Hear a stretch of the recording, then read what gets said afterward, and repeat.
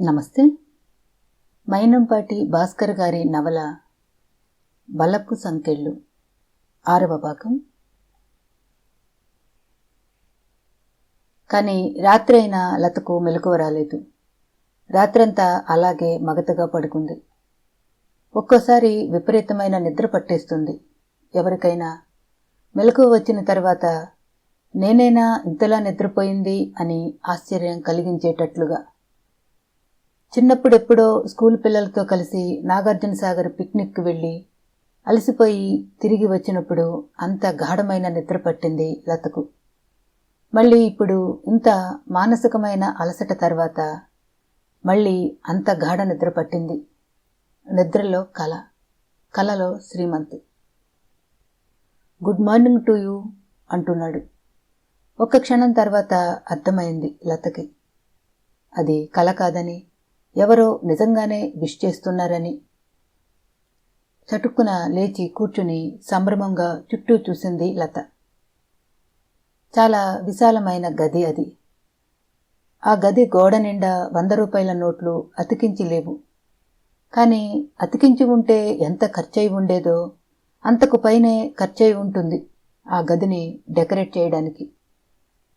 పాలపిట్ట రంగు ఖరీదైన పెయింట్ వేసి ఉంది గదికి. సీలింగ్ తెల్లటి తెలుపు.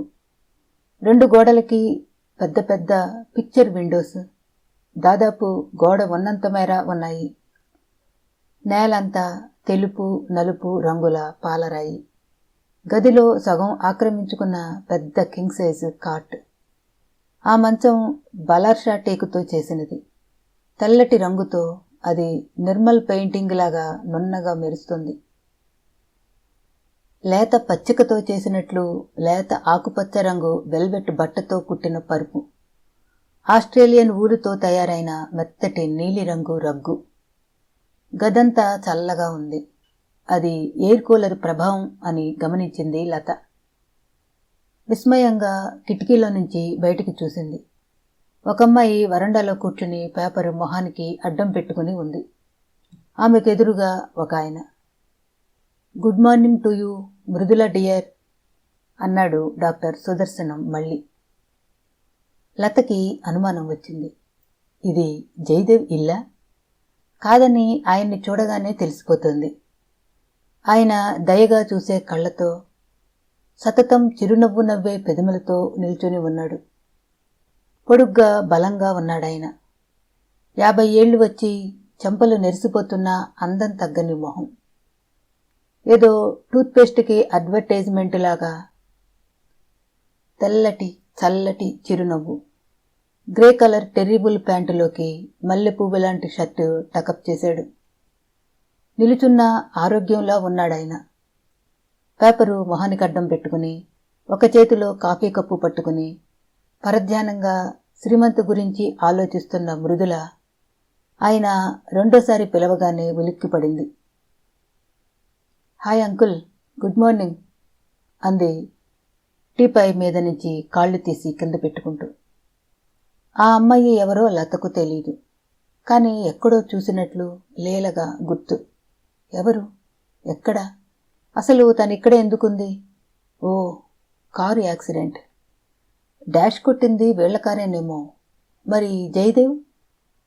కాఫీ టైంకి వచ్చేశాను. ఐయామ్ లక్కీ కదూ అన్నాడాయన సరదాగా. నవ్వింది మృదుల. రాములు, డాక్టర్ అంకుల్ వచ్చారు, కాఫీ అంది కిచెన్ వైపు చూసి. So what is new today?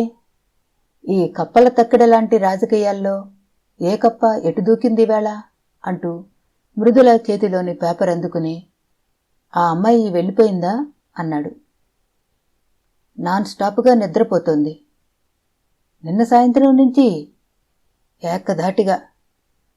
Poor child, ఎంత అలసిపోయి ఉంటుందో. Let's see. కాఫీ తీసుకొచ్చాడు రాములు. ముందు కాఫీ తాగండి. పేషెంట్లు కనపడితే ఇక ఒళ్ళు మర్చిపోతారు మీరు అంది మృదుల చనువుగా. తల వెనక్కి వాల్చి నవ్వాడు సుదర్శనం.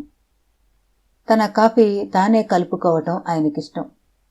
జగ్గుతో డికాషను, ఇంకో చిన్న జగ్గుతో పాలు, చిన్న డిష్లో పంచదార క్యూబ్స్ ఉన్న ట్రే, టీపై మీద పెట్టాడు రాములు.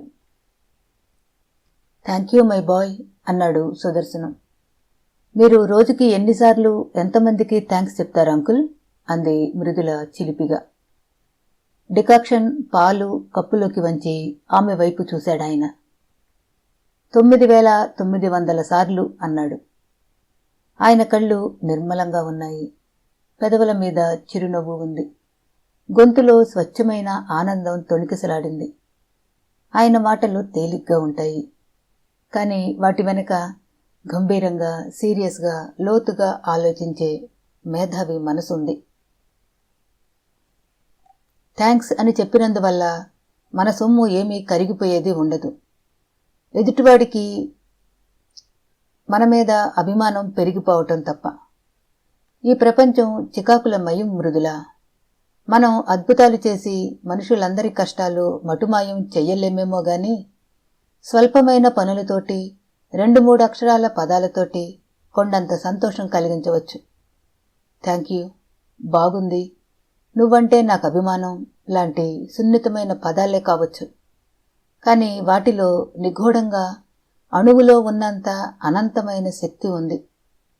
ఎదుటివాడు చేసిన మంచి పనిని గుర్తించి థ్యాంక్ యూ అనటం, అతడి శ్రమ ఫలితానికి గుర్తింపు ఇస్తూ బావుంది అని మెచ్చుకోవడము, మనిషికి తోటి మనిషి మీద ఉండాల్సిన భావాన్ని వెల్లడిస్తూ నువ్వంటే నాకు అభిమానం అని మనస్ఫూర్తిగా అనటము కష్టమైన పనులేమీ కావు. ఈ మాటలు సుదర్శనం రాములతో అయినా చెప్పొచ్చు, రాములు సుదర్శనంతో అయినా చెప్పొచ్చు. కానీ రాములు నౌకరు, నేను డాక్టర్ని అనుకుని బిగుసుకుపోయినప్పుడే వస్తుంది చిక్కు. అప్పుడింకా ఎవరు ఎక్కువ ఎవరు తక్కువ అన్న తేడాలు, ఎదుటివాడు ఎక్కువేమో అన్న జలసి, నేను తక్కువేమోనన్న ఇన్ఫీరియారిటీ కాంప్లెక్స్ చికాకులన్నిటికీ మూల కారణమవుతుంది. సాధ్యమైనంతవరకు పరుషంగా మాట్లాడకుండా, సాధ్యమైనప్పుడల్లా మంచిగా మాట్లాడుతూ, సాధ్యమైనంతవరకు ఎదుటివాడికి కీడు చేయకుండా, సాధ్యమైనప్పుడల్లా కొద్దో గొప్ప మేలు చేస్తుంటే మృదుల, ఈ లోకంలో కష్టాలు 33 మాయమైపోతాయి. మీరు లెక్చరర్ బాగా సూట్ అవుతారు అంకుల్ అంది మృదుల అలకగా. చిన్న ప్రశ్నకు ఇంత పెద్ద జవాబా? కిటికీలోంచి లత ఆయన్ని ఆసక్తిగా చూస్తోంది. తన భావాలతో ఏకీభవిస్తున్నాయి ఆయన మాటలు. నిజమే, ప్రతి మనిషి అవతార పురుషుడిలా అద్భుతాలు చేస్తూ మహత్యాలు చూపించనక్కర్లేదు. చేతనైతే కొద్దో గొప్ప సాయం చేస్తూ, చేత కాకపోతే కనీసం అపకారం చేయకుండా కాలం గడిపేయగలిగితే ఎంత హాయిగా ఉంటుంది. ఈ ప్రపంచం సాధ్యమైతే మెప్పుదల ప్రకటిస్తూ, సాధ్యం కాకపోతే నొప్పించకుండా మౌనంగా ఉండిపోయినా బాగానే ఉంటుంది లోకం. ఈయనలాంటి వాళ్ళు 100కొకళ్ళు ఉండి కనీసం నోటి మాటలతో ఎదుటివాడికి ఆహ్లాదం కలిగిస్తూ ఉంటే. కళ్ళు విప్పర్చి ఆయన్ని చూస్తోంది లత. సుదర్శనం మృదుల ట్రే వైపు చూశాడు. ఉత్త కాఫీ కప్పు మాత్రమే ఉంది. రోజు పొద్దున్నే ఎగ్గు తినమన్నాను, తినడం లేదా అన్నాడు కొద్దిగా గద్దిస్తూ. మొహం చిట్లించి ఆయన వైపు చూసింది మృదుల. ఎగ్ అనగానే యాక్ అనిపిస్తుంది అంకుల్, నాకు అసహ్యం అంది గారాంగా. అయితే శాండోలా ఇలాగే ఉండిపోతావు నవ్విందామె. అమ్మాయిలందరూ నాలా నాజుగ్గా ఉండాలని తప్పించిపోతూ డైటింగ్ చేస్తుంటే అంకులేమో నన్ను లావెక్కమని చెప్తారు, చెడ్డ. సుదర్శనం కూడా నవ్వేశాడు. ఓకే, ఇవాల్టికి వదిలేస్తున్నాను. రేపు కనుక ఎగ్ తినకపోయావో ఇంజెక్షన్ ఇచ్చేస్తా, జాగ్రత్త. టానిక్కులు తీసుకుంటున్నావా రెగ్యులర్గా? నవ్వాపేసి ఆయన వైపు చురచుర చూసిందామె. ఏమిటి అంకుల్ మీరు మరీను, ఎవరన్నా మీ మాటలు వింటే నేను పేషెంట్నేమో అనుకుంటారు. మనుషులందరూ నా దృష్టిలో పేషెంట్లే. కొందరికి ఒళ్ళు బాగుండదు, కొందరికి మనసు బాగుండదు. చాలా కరెక్టే అందామె. తనకి ఒంట్లో హాయిగానే ఉంది. మనసే శ్రీమంత్ శ్రీమంత్ అని కలవరిస్తూ మదనపడిపోతూ ఉంది. అవునా, నీకు ఇవాళ మనసు బాగాలేదు, పరధ్యానంగా ఉన్నావు. ఒంట్లో బాగా లేకపోతే మందులతో ట్రీలి, మనసు బాగా లేకపోతే ఐస్ క్రీమ్తో ట్రీట్ చేయాలి. పద, క్లబ్కి వెళ్ళి 2 సెట్లు టెన్నిస్ ఆడి కాస్త ఎండెక్కాక యాంకీ డూడిల్కి వెళదాం. పెద్ద కప్పుతో ఐస్ క్రీం. ఓకే? ఓకే అందామె ఉత్సాహంగా లేచి నిలబడుతూ. ఆయనతో కలిసి కాలక్షేపం చేయటం తనకు హుషారుగా ఉంటుంది. ఆయనెప్పుడూ ఉత్సాహంగా సంతోషంగా ఉంటాడు. ఆయన సంతోషం వద్దనుకున్నా పక్క వాళ్లను అంటుకుంటుంది. తను కూడా లేచి నిలబడి, ఎట్లా ఉన్నాడు నాన్న? కరుస్తున్నాడా? అన్నాడు నవ్వుతూ. 2 చేతులతో పెదములు పక్కకు లాగి తెల్లటి పళ్ళు బయటపెట్టి కళ్ళు పెద్దవి చేసి డేంజరు అన్నట్లు చూపిందామె. అమ్మో అన్నట్లు గుండెల మీద చెయ్యి పెట్టుకున్నారు సుదర్శనం. తర్వాత మెడికల్ టెస్ట్ అందుకుని తల విదిలించి నిటారుగా నిలబడి నాటకీయంగా గొంతు సవరించుకుని అడుగులో అడుగేస్తూ భయంగా మెట్ల దాకా వెళ్ళి తర్వాత మృదులని చూసి నవ్వి చకచక పైకి వెళ్ళాడు. ఆమె నవ్వుకుని తన రూంలోకి నడిచింది. Good morning, లేచేశారా?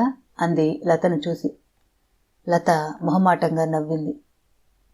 తను ఎక్కడో చూసింది ఈ అమ్మాయిని. ఎక్కడా? గుర్తు రావడం లేదు. మృదుల లేత ఎరుపు రంగు షిఫాన్ నైట్ గౌన్లో అప్పుడే ఉదయిస్తున్న సూర్య బింబంలాగా ఉంది. అపురూపమైన అవయవాల పొందిక అస్పష్టంగా ఆ పల్చటి గౌనులో నుంచి కనపడుతోంది.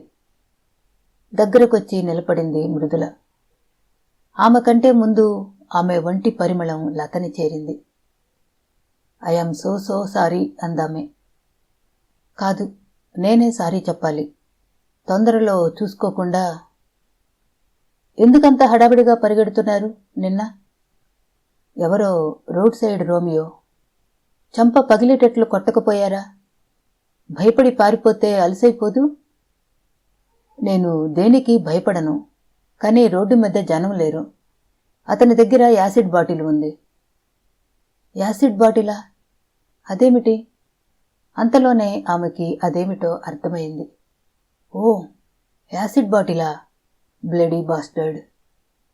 నీరసంగా నవ్వింది లత. మీరేం చేస్తుంటారు? ఎక్కడుంటారు? లత వెంటనే జవాబివ్వలేదు.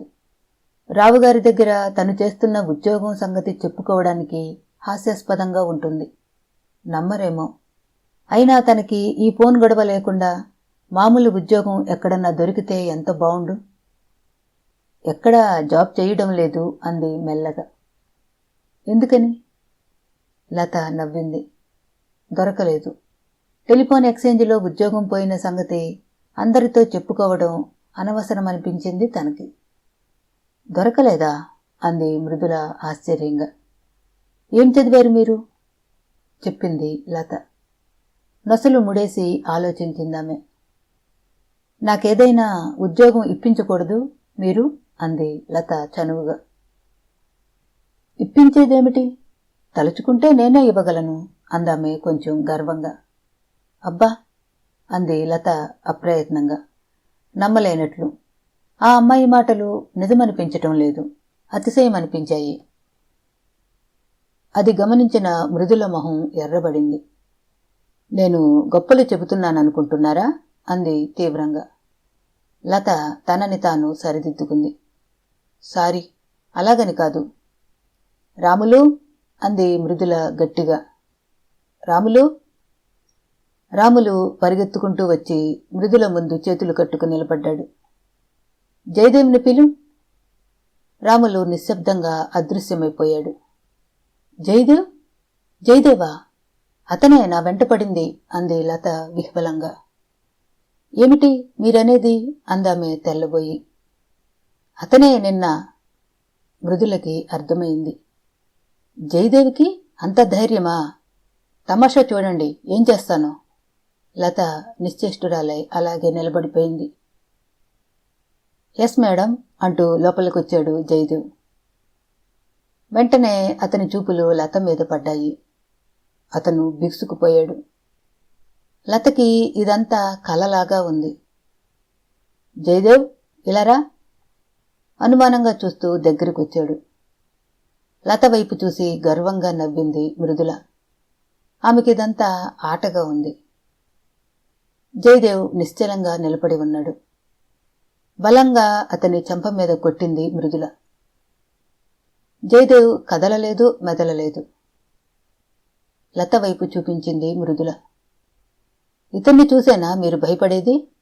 జయదేవ్ చాలా సాధు జంతువు, ఏం చెయ్యడు చూడండి అంటూ టపాకాయలు పేల్చినట్లు 6 సార్లు అతని చెంప పగలగొట్టింది మృదుల. లతకి ఇదంతా నమ్మశక్యం కావటం లేదు. చెట్టంత మగాడు ఒక అమ్మాయి తన చెంప పగలగొడుతుంటే సహిస్తూ ఎట్లా నించున్నాడు? జయదేవ్ మా కుక్క లాంటివాడు. డెవిల్ కూడా అంతే. ఏం చేసినా కుయి కై అనదు. డెవిల్ మా పెంపుడు కుక్క. డెవిల్ డెవిల్ అని కేకేసింది మృదుల అసహనంగా. డెవిల్ తోకాడిస్తూ పరిగెత్తుకొచ్చింది. దాన్ని గట్టిగా చరిచింది మృదుల. నౌ గెటౌట్ అంది. డెవిల్ తోకముడిచి పారిపోయింది. సి అంది మృదుల లతని చూస్తూ. అవమానంతో జయదేవ్ మొహం ఎర్రబడింది. అయినా అలా నిలబడే ఉన్నాడతను. జయదేవ్, ఇవాళ నుంచి ఈవిడ మన ఆఫీసులో చేరుతున్నారు. రికార్డ్స్లో రాసుకో. ఈమె పేరు. మీ పేరేమిటి అంది లత వైపు తిరిగి. లత. లత, శాలరీ ఉండు, నీకెంత శాలరీ కావాలి? నాకీ జాబ్ వద్దు అంది లత. వినిపించుకోనట్లు శాలరీ 1500 రాసుకో. నో గెటవే అంది. లత కళ్ళప్పగించి చూస్తోంది. డబ్బు, అది ఇచ్చే అధికారం, అది తెచ్చే అహంకారం, ఎంత విచిత్రం! 6 అడుగుల మగాడు ఆమె అడుగులకి మడుగులొత్తుతూ ఉన్నాడు. చిత్రం. ఈ అమ్మాయికి ఎంత అధికారం ఉన్నా తన కింద పనిచేసే వాళ్ళని కుక్కల్లా చూడటం ఏదోలా ఉంది. జయదేవ్ మీద జాలి కాకపోయినా అలాంటిదే భావం కలిగింది లతకు.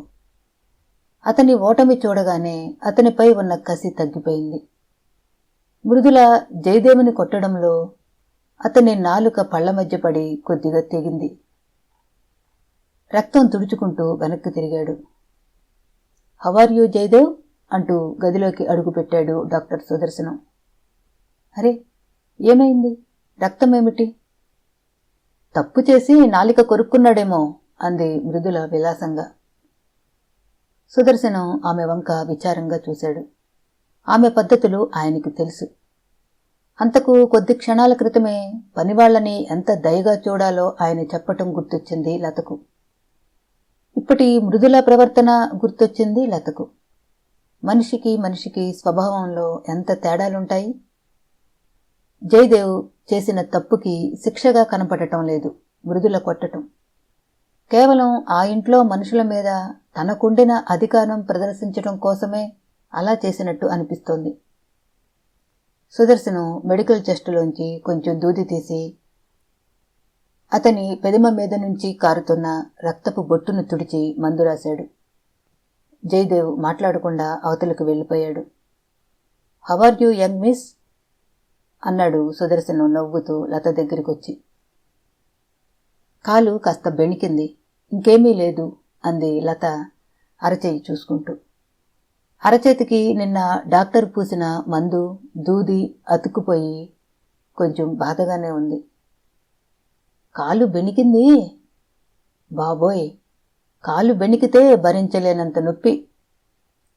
నాకు నిన్న బొంబాయి నుంచి వస్తున్నప్పుడు కాలు బెణికితే శ్రీమంత్ ఎత్తుకోవాల్సి వచ్చింది అని చెప్పబోయి మానేసింది మృదుల. ఒక్కసారి కాలు విదిలించండి, అదే తగ్గిపోతుంది. లత సందేహంగా చూస్తూ నిలబడిపోయింది. విదిలించి కొట్టడం, విదిలించినట్లు మాట్లాడటం నీకే చెల్లు. నువ్వు విదిలించి కొట్టి బాధ కలిగిస్తావు. బాధ తగ్గటానికి కాలు విదిలించటానికి కూడా తటపటాయిస్తారు కొంతమంది, అవునా అన్నాడు సుదర్శనం. అంకుల్ అంది మృదుల బెదిరింపుగా. సుదర్శనం నవ్వుతూ లత వైపు చూసి కూర్చోమ్మా అన్నాడు మృదువుగా. లత కూర్చుంది.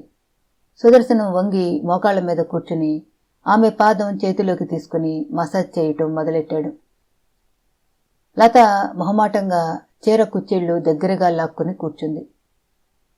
అంకుల్, ఈమె నా దగ్గర ఉద్యోగంలో చేరింది. ఐసి అన్నాడు సుదర్శనం.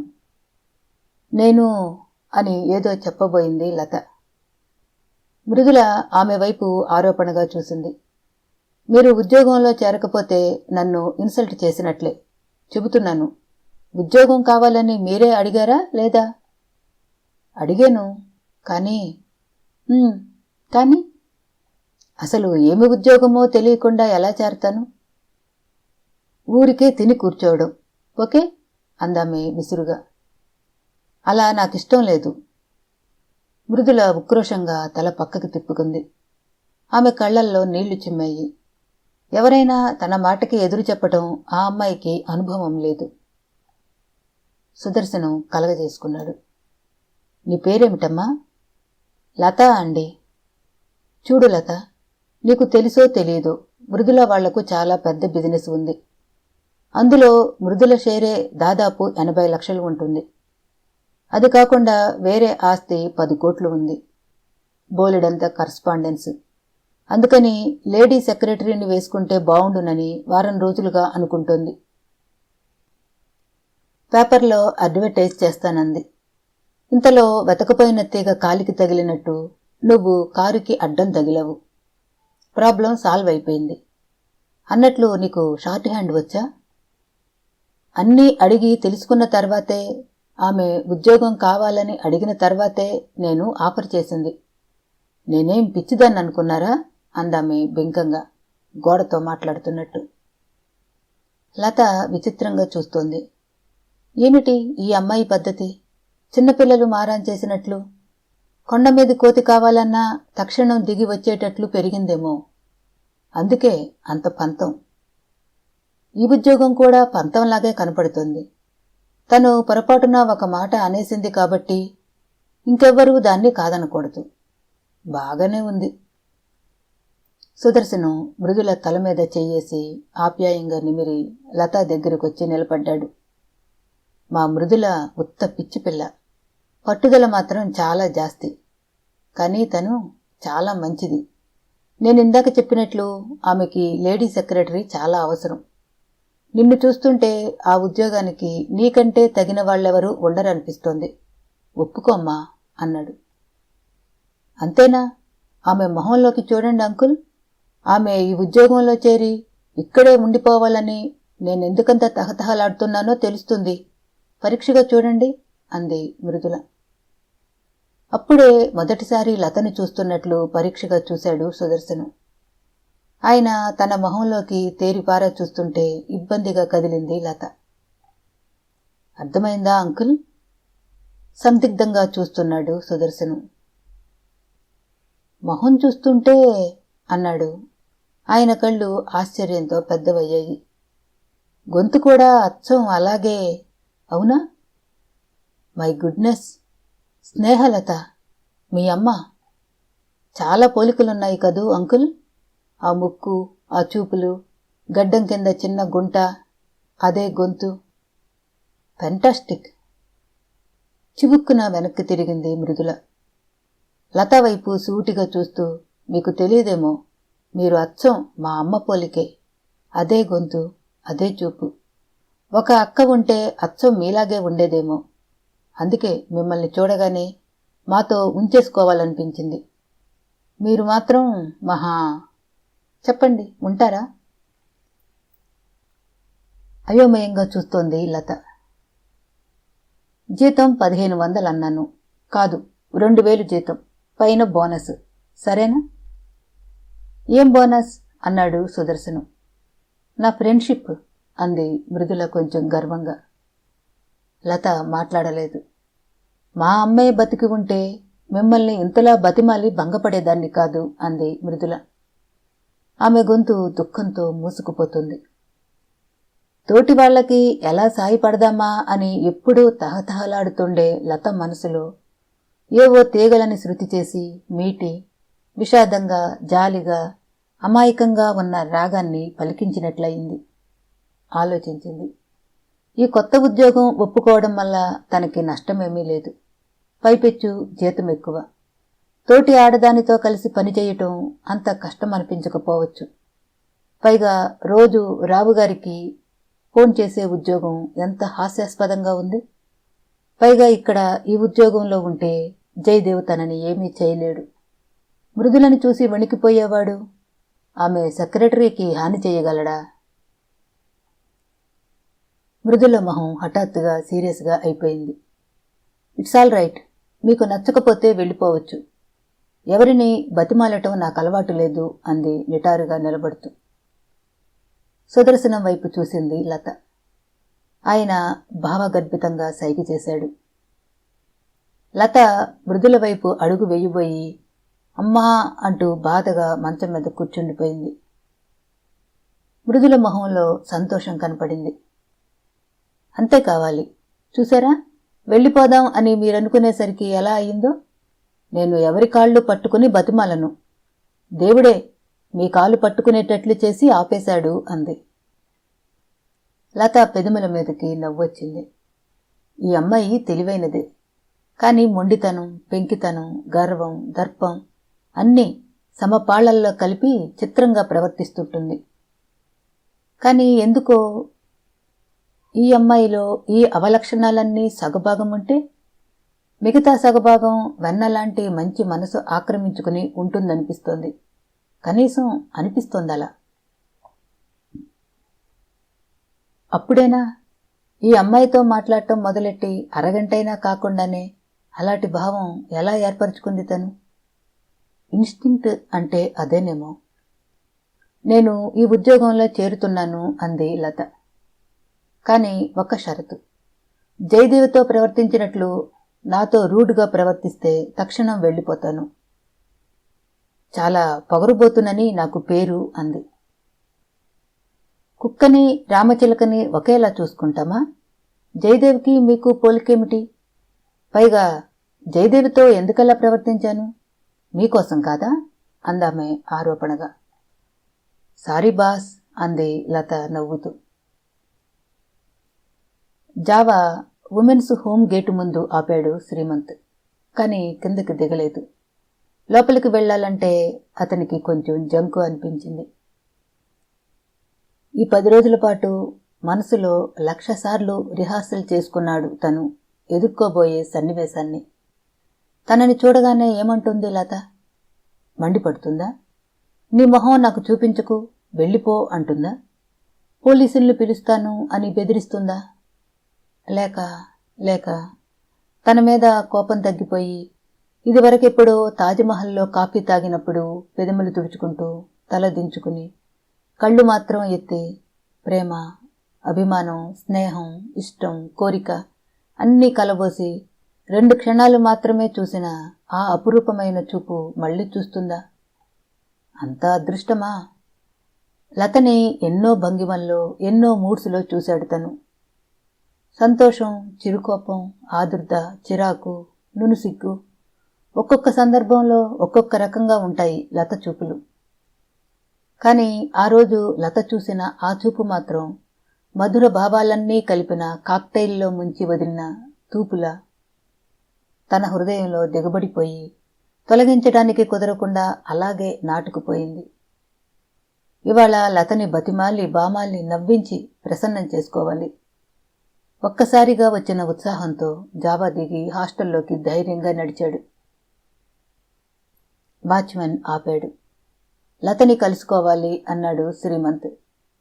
వాచ్మెన్ అతన్ని ఎగాదిగా చూసి ముందు వార్డెన్ పర్మిషన్ తీసుకోవాలి అన్నాడు. అలాగే, వార్డెన్ ఆఫీసు ఎక్కడ యార్ అన్నాడు శ్రీమంత్ చనువుగా. వాచ్మెన్ చూపించిన వైపు నడిచి అమృతవల్లి ముందు నిలబడ్డాడు. ఎస్ అంది అమృతవల్లి. మిస్ లతని కలుసుకోవాలి.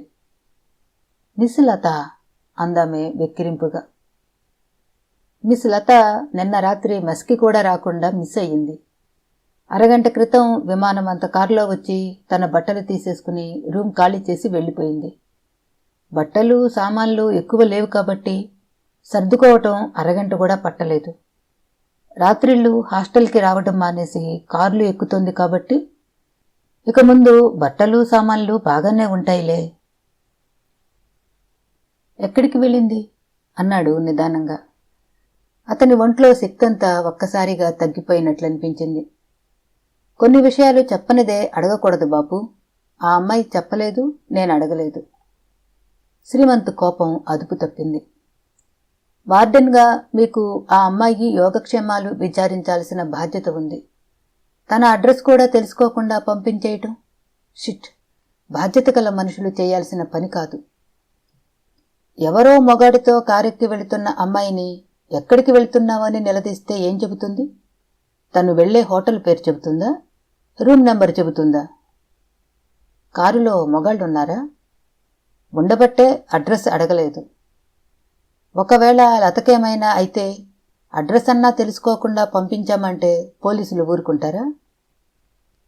పెద్ద పెద్ద మాటలు మాట్లాడుతున్నావే, will you please get out అంది అమృతవల్లి అతి మర్యాదగా. పిడికిళ్ళు బిగించి ఆమె వైపు చూశాడు శ్రీమంత్.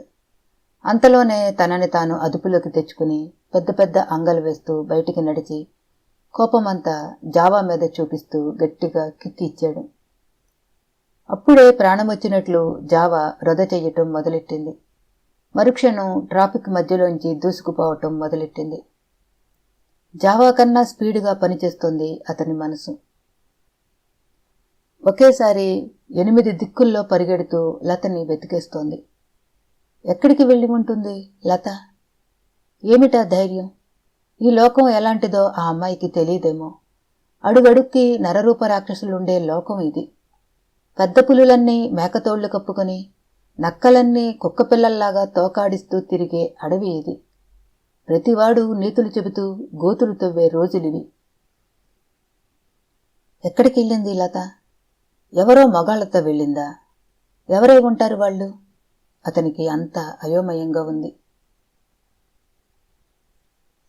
సికింద్రాబాద్ క్లబ్ దగ్గర డాక్టర్ సుదర్శనం ఓపల్ కారు ఆగింది. ఆయనతో పాటు దిగింది మృదుల.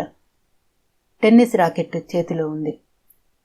పిరుదుల దాకా పడే పట్టులాంటి జుట్టుని భుజాల దాకా మడిచి క్లిప్పు పెట్టింది.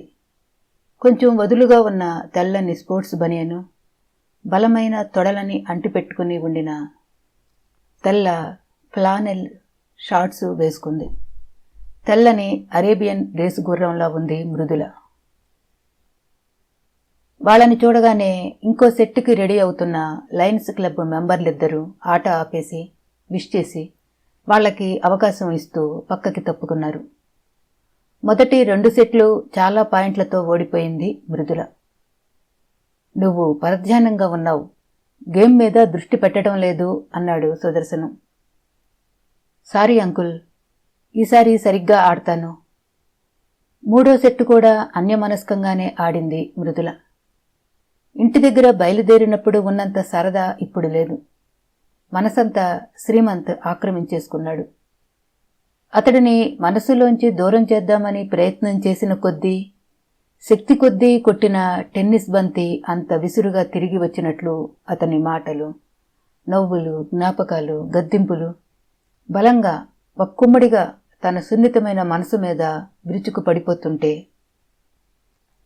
వజ్రాలు పొదిగి బంగారు పిడితో ఉన్న వెండి బాకులు తేనెలో అద్ది తన మనసు మీద విసిరేస్తున్నట్లు దుర్భరంగా ఉంది. అబ్బా, ప్రేమంటే ఇంత తీయని, ఊపిరి తీసుకోనియ్యని బాధ. తన ఇష్టాన్ని ఇంతగా ప్రదర్శిస్తున్న శ్రీమంత్ ఎంతకీ దగ్గరవడేం? తను మామూలుగా మాట్లాడినంతసేపు తనతో సరదాగా మాట్లాడి, తను ఇష్టంగా దగ్గరవగానే టచ్ మీ నాట్ లాగా ముడుచుకుపోతాడేం? తనంతట తను బయటపడిపోయి అతని ముందు చులకన అయిపోయిందా? ఈ మృదులకి గజం దూరంలో నిలబడి తను పీల్చి వదిలిన గాలిని పీలుస్తూ, తను నడిచిన నేల మీద భక్తిగా అడుగులేస్తూ, ఈ జీవితానికి ఈ మాత్రం అదృష్టం చాలు, జన్మ ధన్యమైపోయింది అనుకునే మగాళ్ళు లెక్కలేనంతమంది ఉన్నారని శ్రీమంత్కి తెలియదేమో. ఇంకా 15 రోజులు టైం కావాలని అడిగాడు. ఆ తర్వాత తనని కాదంటాడా? అబ్సర్డ్. అతను కాదనడు, కాదనలేడు, తనకి తెలుసు. ఈలోగా మెల్లిగా ఇంట్లో చెప్పేయాలి తను. సుదర్శనం బలంగా బాల్ని సర్వ్ చేశాడు. ఆ బంతిని అందుకునే ప్రయత్నం చేయకుండా పరధ్యానంగా దానిని చూస్తూ అలాగే నిలబడిపోయింది Mridula. So that is that. నువ్వు మూడ్లో లేవు, ఇవాళకింకా ఆపేద్దాం అన్నాడు సుదర్శనం నెట్ దగ్గరికి వస్తూ. తెరిపిన పడ్డట్లు చూసింది మృదుల. ఆ అమ్మాయి మొహమంతటా పాదరసం బిందువులలా స్వేదం చేరింది. టెన్నిస్ బనీని చేతుల కింద వీపు మీద బాగా తడిసిపోయింది. తనతో తెచ్చిన బ్యాగ్లోంచి గులాబీ రంగు టర్కిష్ టవల్ తీసి బాత్రూంకెళ్ళి మొహం కడుక్కు వచ్చింది మృదుల. ఐస్ క్రీం అన్నాడు సుదర్శనం. వద్దు అంకుల్. వేడిగా కాఫీ? కాఫీ ఆర్డర్ ఇచ్చాడు సుదర్శనం. ఏమైంది ఇవాళ? ఇవాళే కాదు, ఈ మధ్య తరచుగా మూడీగా ఉంటున్నావు. ఏమైనా జరిగిందా అని అడిగాడు సుదర్శనం. ఆడుతున్నా పాడుతున్నా కూడా ఆయనలోని డాక్టరు క్షణానికోసారి తొంగి చూస్తూ మనుషులందరూ పేషెంట్లే అనే దృక్పథంతో పక్కనున్న వాళ్ళని గమనిస్తూ చూస్తుంటాడు. అది ఆయన వృత్తి ప్రవృత్తి కూడా. వెంటనే జవాబివ్వలేదు మృదుల. దూరంగా చెట్టు కింద 2 కుర్చీలు వేసున్నాయి. చేతులు కట్టుకుని పాదాల వైపు చూసుకుంటూ మెల్లిగా అటువైపు అడుగులు వేసింది. కాస్త సందేహించి తను ఆమె వెనక నడవటం మొదలెట్టాడు సుదర్శనం. తన తండ్రితో నేరుగా ఈ విషయం చెప్పలేదు తను. ఆయన స్వభావం అదో రకం, పెద్ద రభస అవుతుంది. డాక్టర్ అంకుల్కి చెప్పి ఆయన సలహా అడిగితే?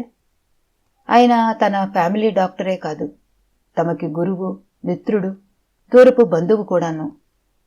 చాలా ప్రాక్టికల్గా ఆలోచించి సలహా చెప్పగలడు ఆయన.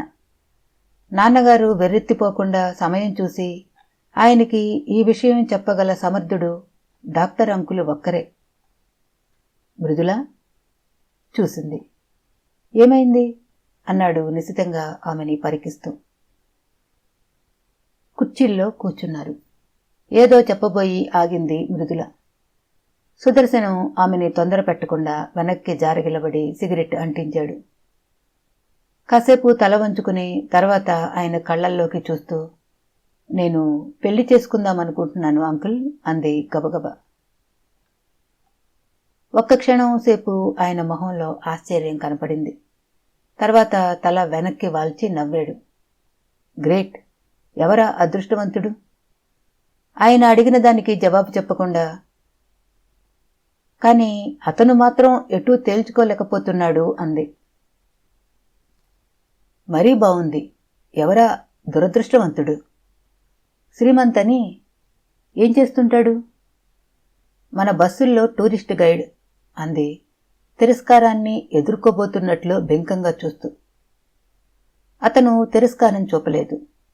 కాని జాగ్రత్తగా గమనిస్తే ఆయన కళ్లల్లో ఆ అమ్మాయి భవిష్యత్తు పట్ల ఆదుర్దాకి సూచనగా కాంతి కొంచెం తగ్గినట్లు తెలుస్తోంది.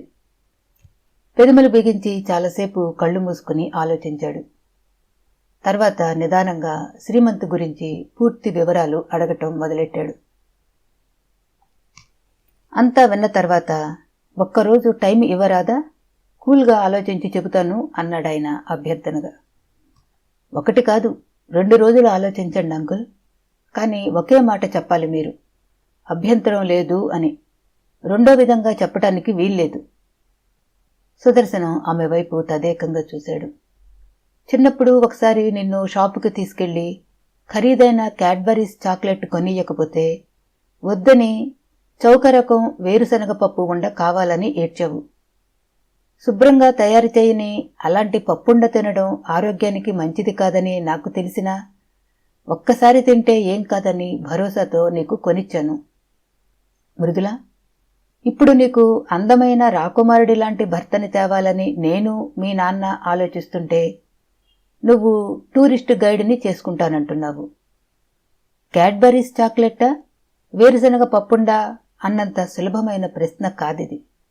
ఒకసారి నిర్ణయం తీసుకున్న తర్వాత జీవితాంతం అనుభవించాలి. అందుకని మై చైల్డ్, తొందరపడకు. నువ్వు పెద్దదానివైనావు, కానీ చిన్నతనం వదలలేదు. మృదుల మొహం తిప్పుకుంది అలకతో. వలపు సంకెళ్ళు నవల 6వ భాగం సమాప్తం. మళ్ళీ కలుద్దాం. సెలవు.